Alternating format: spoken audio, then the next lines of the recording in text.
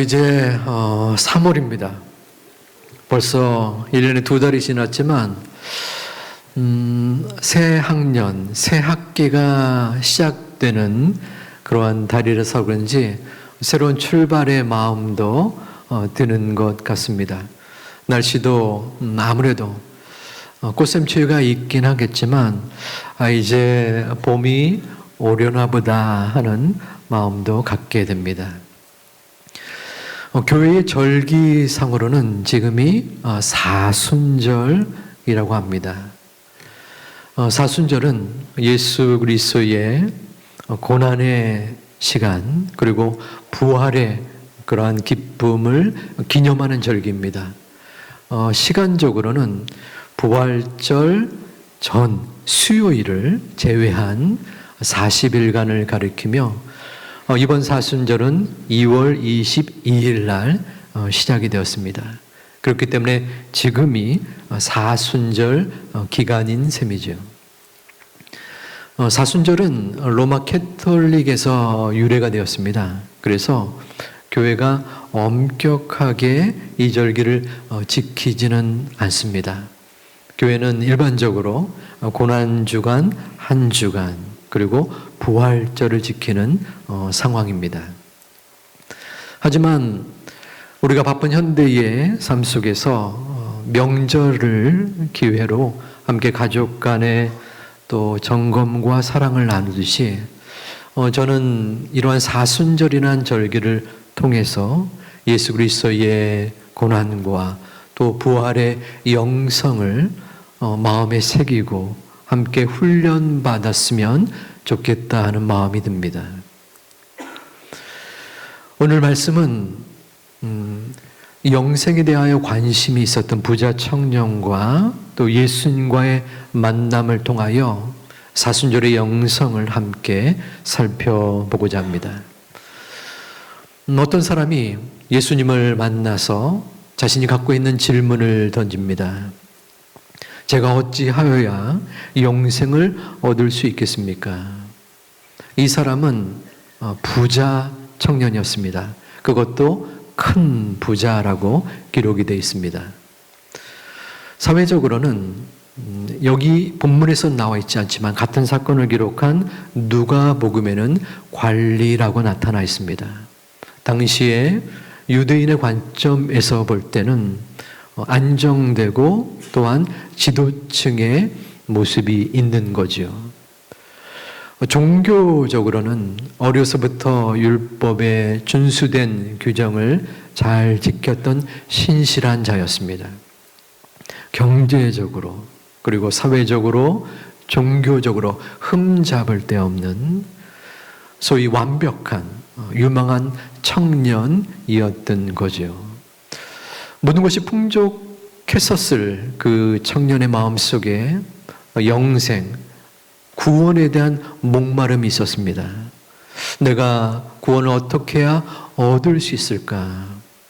이 물음에 예수님은 네가 어찌하여 내게 그 구원을 묻느냐라고 답을 하시면서 동시에 질문을 던집니다.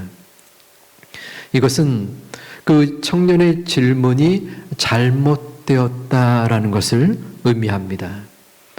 선한 일을 통하여 영생을 얻을 수 없다는 거지요. 그리고 이어서 17절에는 그 예수님의 선한 의는 오직 한 분이시다라고 말씀합니다. 선한 의는 바로 하나님을 의미합니다. 바로 선한 기준이 인간이 아니라 하나님뿐임을 증거하고 있으며 다시 한번 선한 행위로 영생을 얻을 수 없음을 이야기하고 있는 겁니다. 그러나 예수님은 17절과 18절에서 의아스럽게 율법 준수에 대한 말씀을 합니다. 우리 함께 봉독해 보겠습니다. 내가 생명에 들어가려면 계명들을 지키라. 살인하지 말라. 간음하지 말라. 도둑질하지 말라. 거짓 증언하지 말라. 내 부모를 공경하라. 내 이웃을 내 자신과 같이 사랑하라. 아멘. 제가 의아스럽다라고 한 것은 선한 행위로, 행동으로 구원을 얻을 수 없다라고 예수님은 암시적으로 계속 말씀하셨습니다. 그런데 율법을 준수해라 라고 지금 이야기를 하고 있는 것입니다.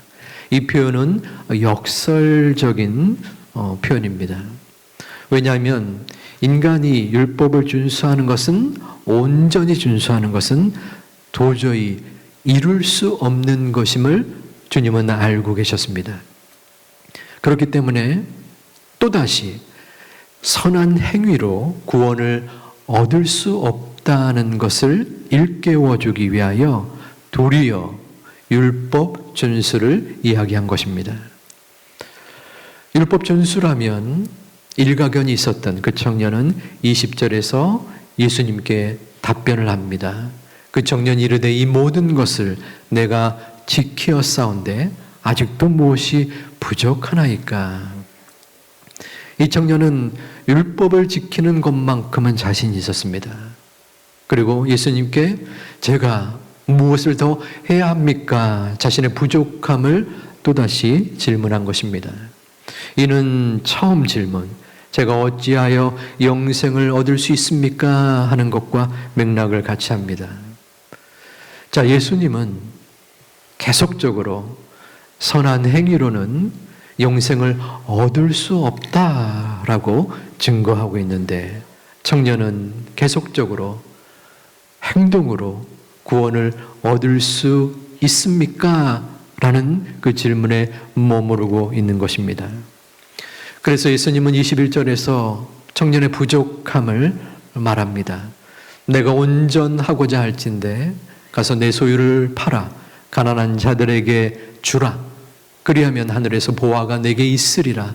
그리고 와서 나를 따르라. 예수님의 이 말씀을 자칫 잘못하면 잘못 이해할 수 있습니다. 청년이 만일에 자기의 소유를 팔아서 가난한 자들에게 주면은 영생을 얻을 수 있는가라고 오해할 수 있다는 것입니다. 하지만 이 본문 예수님의 말씀의 핵심은 자신의 가진 것을 내려놓고 주님을 따라야 한다는 것입니다. 주님은 제자들, 그리고 특별히 지금 이 부자 청년을 향하여 세상의 미련을 내려놓고 내가 가진 물질, 내 마음속에 주인 삼은 것을 버려놓고 나를 따라야 한다라고 말씀하고 있는 것입니다.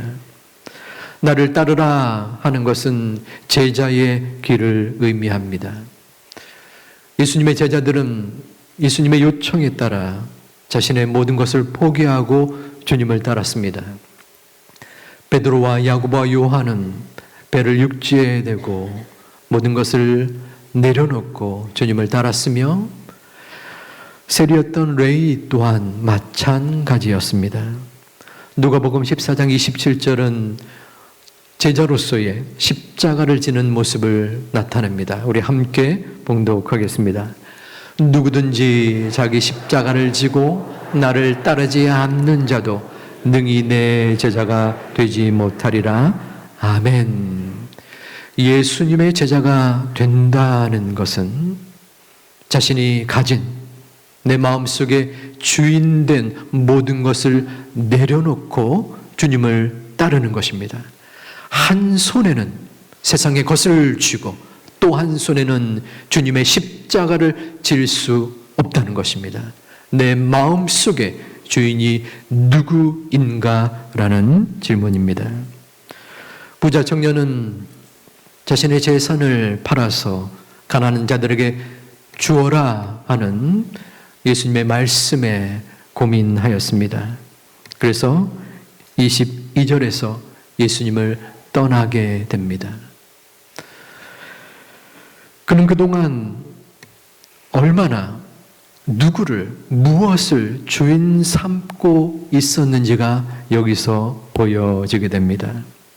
그는 자신의 선행으로 율법을 지키고 또한 그 행동으로 구원을 얻을 수 있었다라고 여겼던 것입니다. 하지만 그는 자신의 욕심 그리고 탐심으로 인하여 하나님께로 가는 마음을 가로막았고 또한 그로 말미암아 영생을 얻게 되는 것을 어렵게 만들게 된 것입니다. 그의 탐욕이 하나님을 향하는 마음 그리고 그 마음속에 주인의 자리에 재물을 앉혀놓고 그 재물을 의지하며 살아가게끔 한 것입니다. 여러분의 마음의 주인은 누구입니까? 여러분은 무엇을, 누구를 주인으로 삼고 계십니까? 예수님을 믿고 천국을 사모하는 사람들은 많아도 그분의 십자가를 지고 싶은 사람은 적습니다. 예수님의 만찬에 참여하고 싶은 사람은 많아도 그분이 남겨주신 금식을 함께하고 싶은 사람은 적습니다.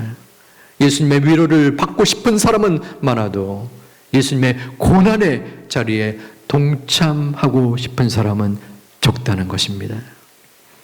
예수님의 기적에 경탄하여서 예수님의 사랑과 예수님의 이끄심을 마음속에 바라는 사람은 이 세상에 널려 있지만 예수님께서 내가 주인 삼은 그것을 내려놓아라, 포기하여라, 내가 주어지는 십자가를 지어라 라고 말씀할 때 우리는 고민하게 됩니다.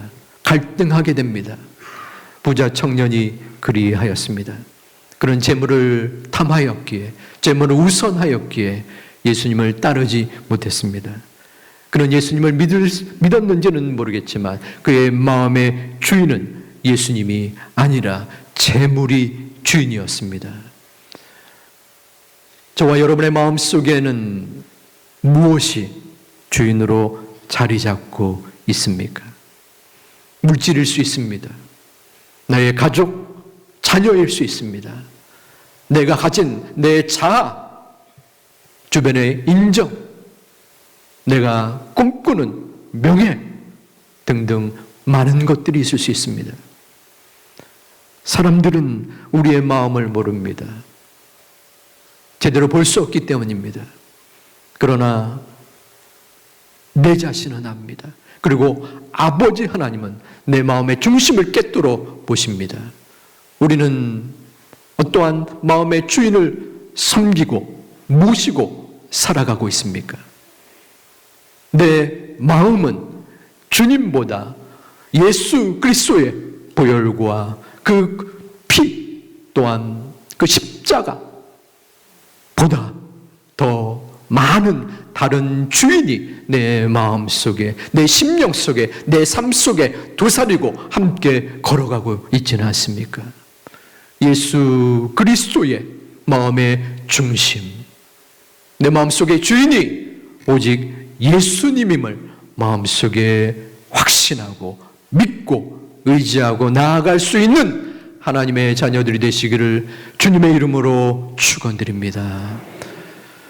저에게는 제 마음의 주인이 하나 있었습니다. 저는 30살에 강도사였습니다.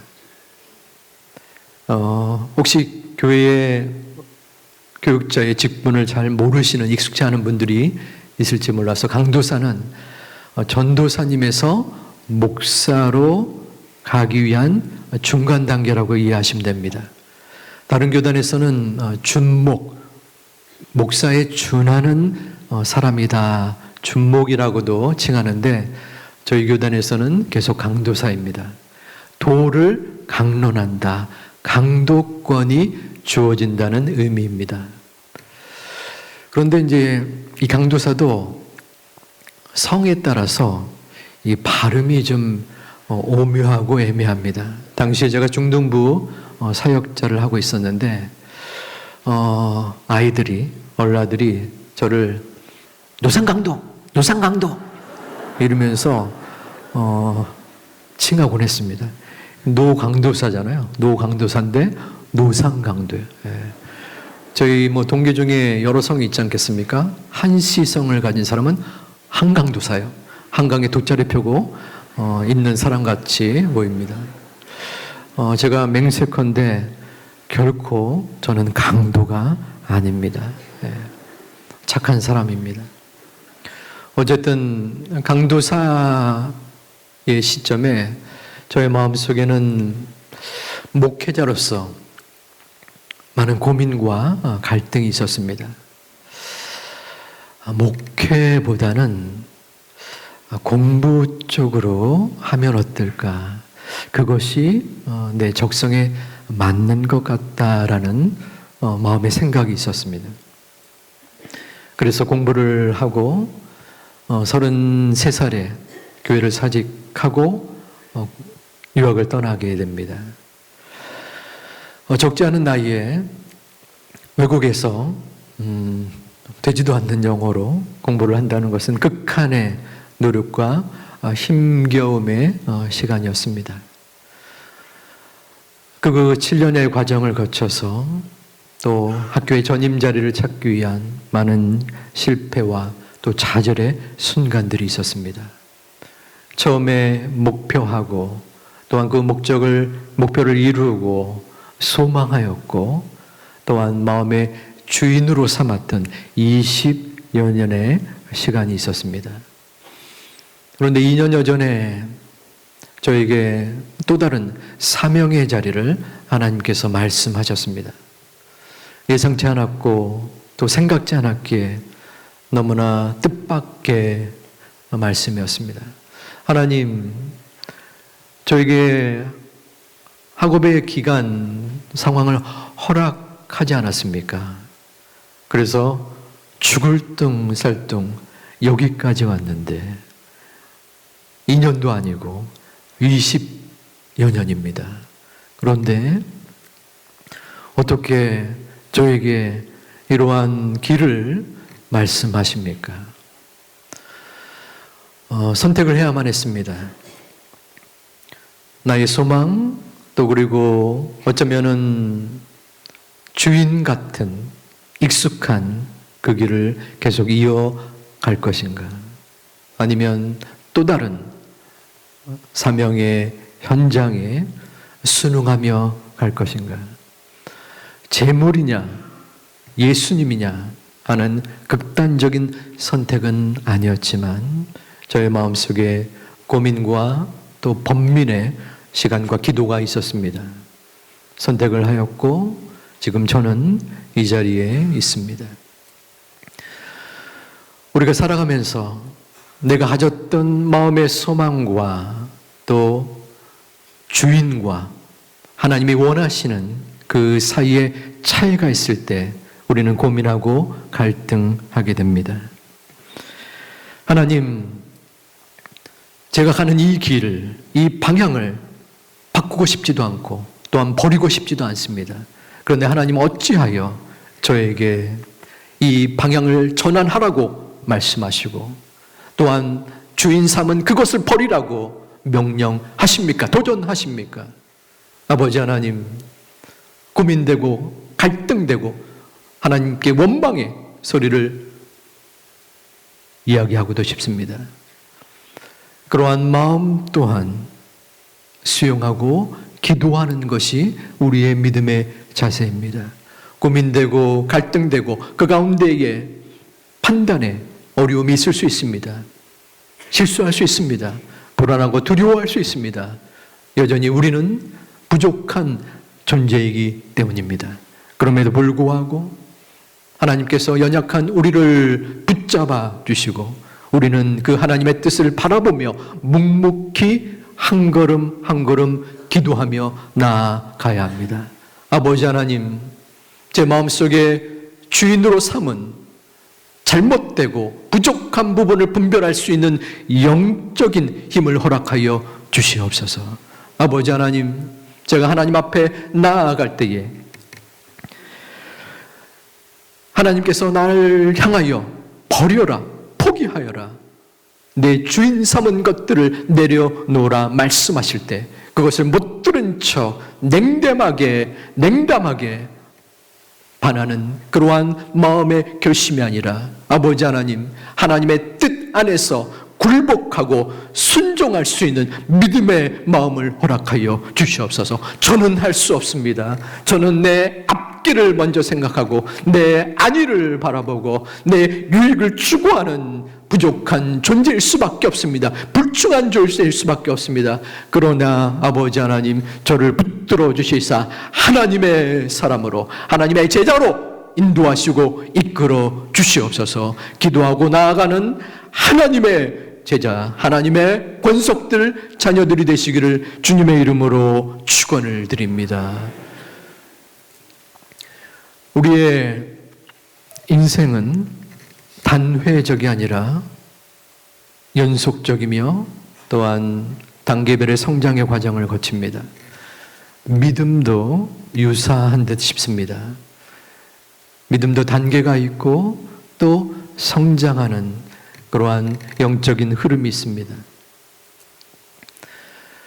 갑자기 교회 처음 나와서 제자가 될 수는 없습니다. 예수님이라는 분을 알아가고 또한 신앙에 익숙해지고 조금씩 성숙되어짐으로 어느 순간 하나님이 이끄시는 그 제자의 단계에 들어서게 됩니다. 또한 그 단계에 들어섰다고 해서 신앙이 계속 올라가는 것은 아닌 듯합니다.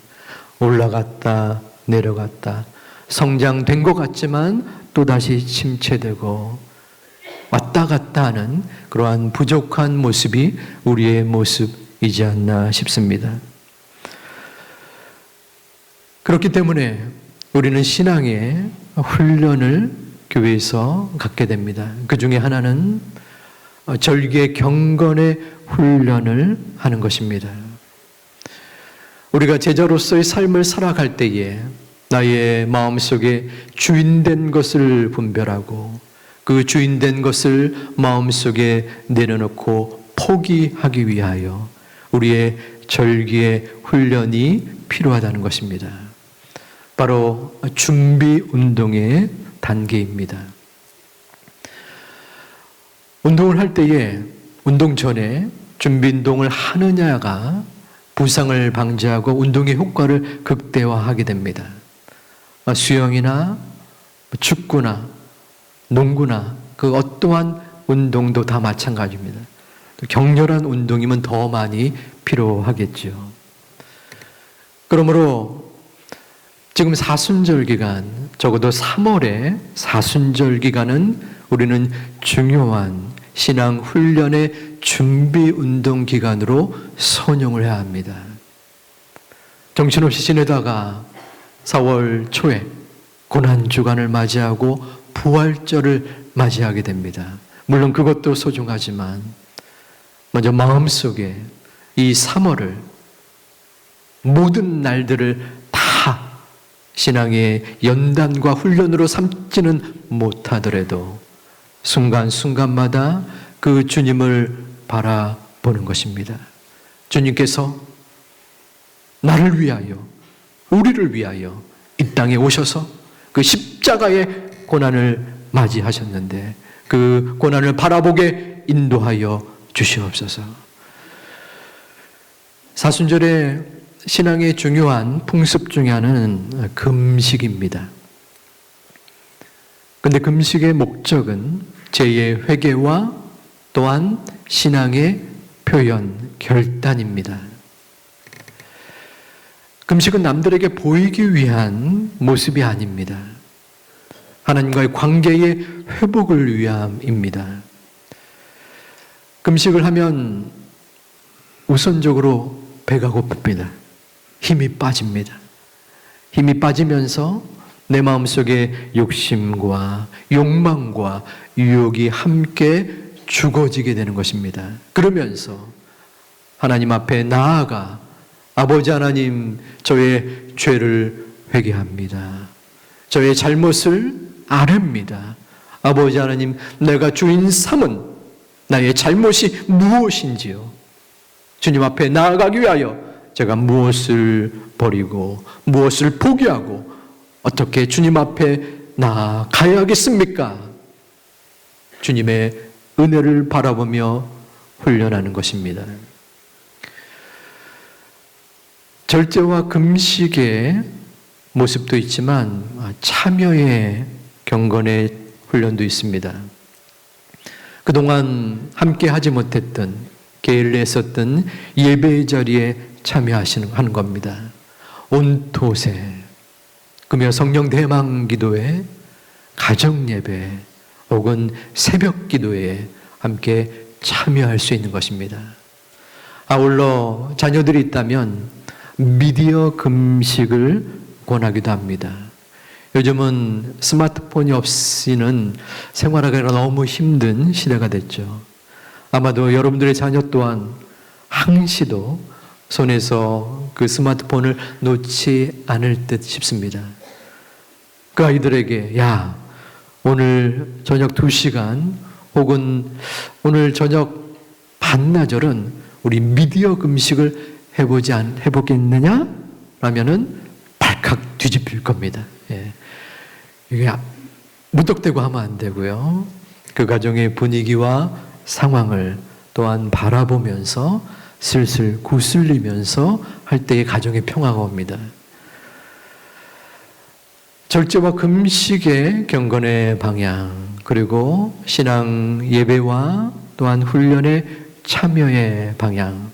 저는 이번 3월 한 달 여러분에게 한두 가지라도 하나의 마음속에 작정을 했으면 하는 마음이 듭니다.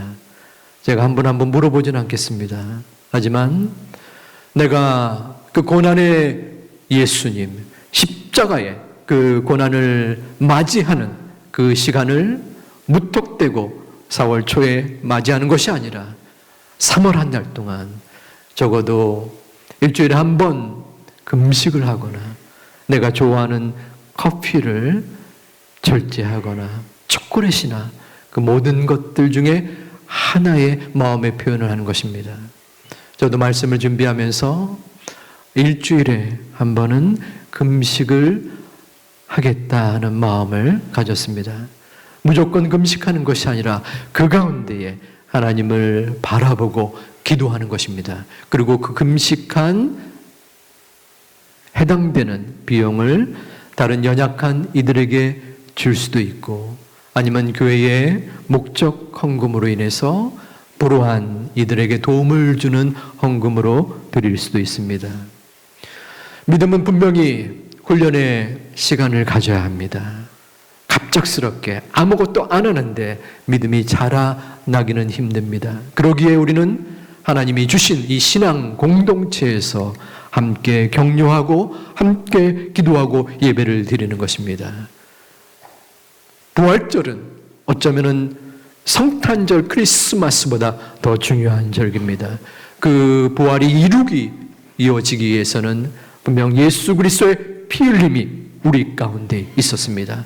그 고난의 주님을 마음속에 믿고 의지하면서 이번 3월의 사순절의 기간 동안 하나라도 주님 앞에 이 경건의 훈련을 마음속에 지님으로 실천함으로 그 주님을 바라보고 또한 믿음으로 한 단계 성장되는 주의 자녀들이 되시기를 주님의 이름으로 축원을 드립니다. 말씀을 마무리하고자 합니다.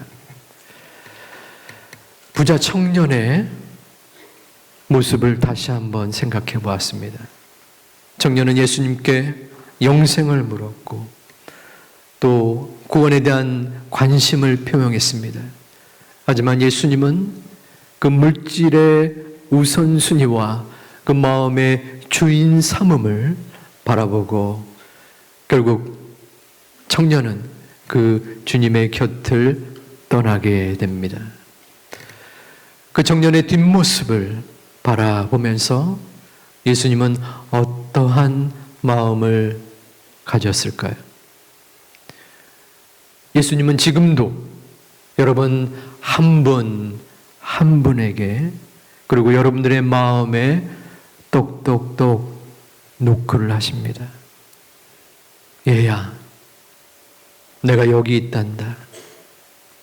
네 마음속에 들어가기를 원한단다.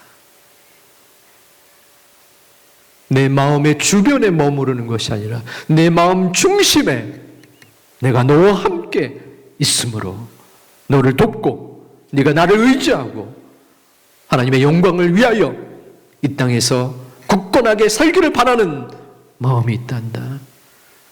주님은 지금도 우리를 향하여 두드리시고 우리를 붙잡아 주기를 원하십니다. 그럴 때 여러분은 주님 앞에 앞모습을 보일 수 있습니까? 네, 주님. 당연하죠. 왜 아직도 거기 계세요? 이미 주님은 제 마음속에 있는데 어서 오세요. 어서 들어오셔서 저의 아픔을 닦아주시고 저의 기도의 제목을 들어주시고 언제나 어디서나 저와 함께 해주세요 라고 자신 있게 말씀하겠습니까? 아니면 부끄러운 마음으로 주님 아직은 아닌 것 같습니다. 제가 좀 더 이 땅에서 수고하고 노력하고 여유가 생기면 그때 제 마음속에 들어와 주셔서 제 마음의 주인이 되어 주셔서 그때 주님과 함께 하겠습니다 하면서 쓸쓸히 그 주님 앞에 뒷모습을 보이는 우리들은 아닙니까? 사랑하는 우리 제2가족 여러분, 이제 3월입니다. 그리고 우리는 매 주일마다 예배를 드립니다.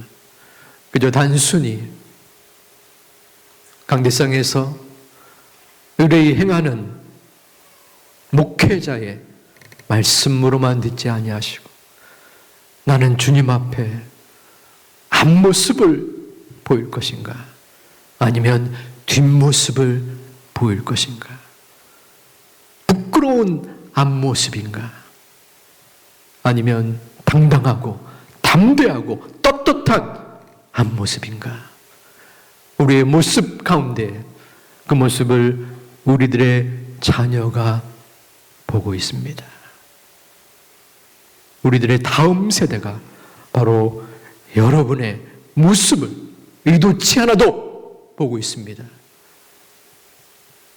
지금은 부족할지라도 하나님, 제가 이번 사순절의 기간 동안 그리고 이번 고난주간과 부활의 주님을 바라보며 이전보다는 한 번 더 주님 앞에 나아갈 수 있는 믿음의 절기가 되게 하여 주시옵소서. 주님을 바라보게 하여 주시옵소서. 결코 주님께 내 뒷모습을 보이는 불충한 자녀가 되지 않게 도와주시옵소서. 기도하고 나아가는 하나님의 자녀들, 주님의 제자들이 되시기를 주님의 이름으로 축원을 드립니다.